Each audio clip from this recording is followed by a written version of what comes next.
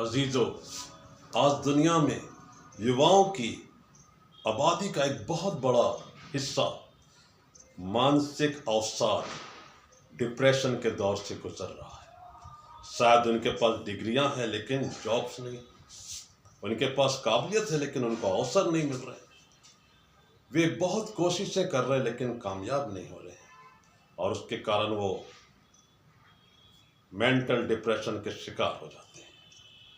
ऐसी एक चर्च में मीटिंग के दौरान मैंने देखा कि अचानक प्रार्थना के समय एक युवा लड़की जोर से चीखने चिल्लाने लगी और अपना सिर पकड़कर थोड़ी देर में बैठ गई।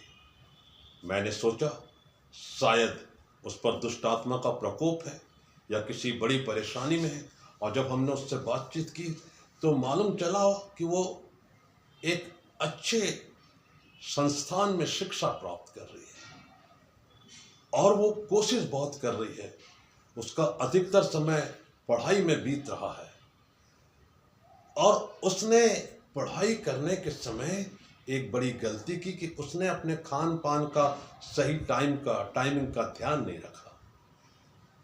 उसने रात को जो रेस्ट लेने का पीरियड है उस पर भी ध्यान नहीं दिया और आज बहुत से जवान कैरियर बनाने के कारण ऐसी ही स्थितियों में रहते हैं। वो भोजन पानी पर ध्यान नहीं देते जो शरीर के लिए बहुत जरूरी है। नींद पर ध्यान नहीं देते कि नींद लेना बहुत जरूरी है ताकि हमारा जो बौद्धिक विकास वो अच्छे से हो, और शरीर को रेस्ट की बहुत ज़रूरत होती है।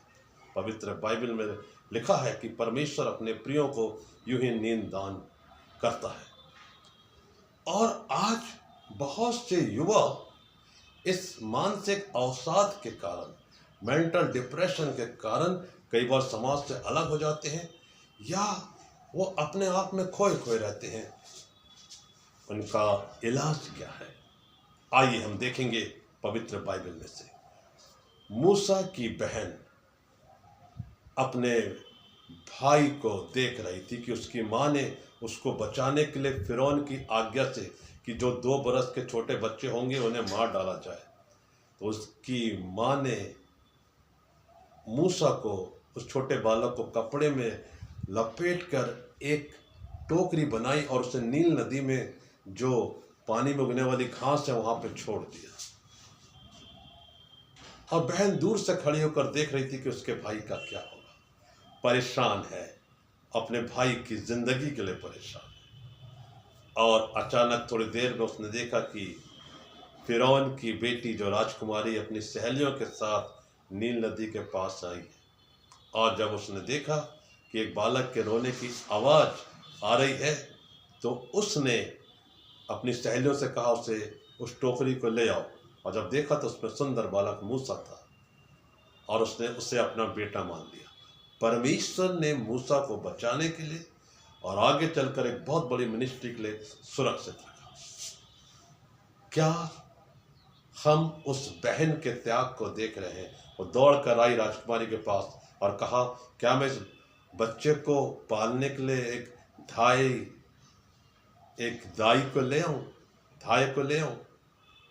और वो राजकुमारी जानती थी कि ये इब्री बच्चा है, इसलिए उसने कहा जा ले आ, और उसने मूसा की माँ को ही ले आई। परमेश्वर की योजना में आपको डिप्रेशन में जाने की जरूरत नहीं है, लेकिन आपको परमेश्वर की शरण में जाने की जरूरत है। आज युवा लोग यही गलती कर रहे हैं। परमेश्वर की शरण में जाने के बदले वो संसार के मनोरंजन में, ड्रग्स में, शराब के नशे में शांति खोज रहे हैं और ये कभी भी सफल नहीं होता। परमेश्वर की शरण में जाना शांति पाना है और दुनिया की शरण में जाना है डिप्रेशन में जाना है। दुनिया की शरण में जाएंगे तो डिप्रेशन में जाएंगे, इसलिए अपने आप को संभालिए। एक जवान स्त्री जिसको बालक नहीं हो रहे, हन्ना, वो रो रो के परमेश्वर की वेदी के सामने प्रार्थना कर रही है, प्रभु मुझ पर दया कीजिए, मेरी सुधि लीजिए, और यदि आप मुझे एक बेटा देंगे तो मैं उसे आपकी सेवा के लिए अर्पित कर दूंगी।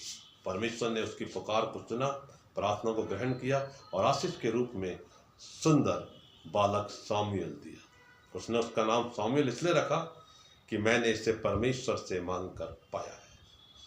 वो निराश नहीं हुई, वो भी परमेश्वर की शरण में गई।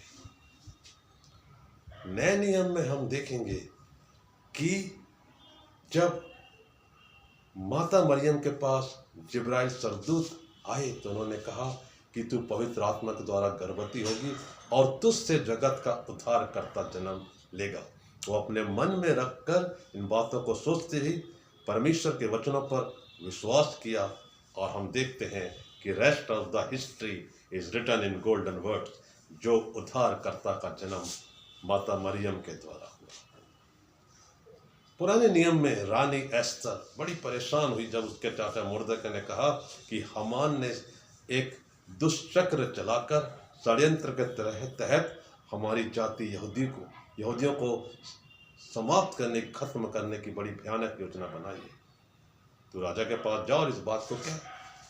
तब एस्तर ने अत्यंत विचलित होकर एक बहुत बड़ी बात कही। उसने अपने चाचा मुर्दके से कहा, तुम जाओ और उपवास और प्रार्थना करो, और मैं भी अपने सहेलियों के साथ उपवास और प्रार्थना करूंगी। और उन्होंने वैसा किया और यहूदी कौम बचाएगी। यदि आपको बचना है तो आपको दुनिया की शरण में नहीं जाना है, आपको परमेश्वर की शरण में जाना है। और परमेश्वर आपको आत्मिक, मानसिक, शारीरिक रूप से बलवंत करेंगे, और आप देखेंगे कि आपका जीवन अच्छा हो रहा है। मैं युवाओं से यही बात कहना चाहता हूँ, जिंदगी में पहला स्थान परमेश्वर पिता को दीजिए। अपने शरीर का ध्यान रखिए। शरीर को शारीरिक, मानसिक भी विश्राम की जरूरत होती है, और सबसे अधिक आत्मिक खुराक की जरूरत होती है। जब आप ऐसा करेंगे तो आप निश्चय ही एक आशीषित, आदर्श जिंदगी जीने पाएंगे। वचनों के द्वारा प्रभु आप सबों को बहुत बहुत आशीष दे। आमीन।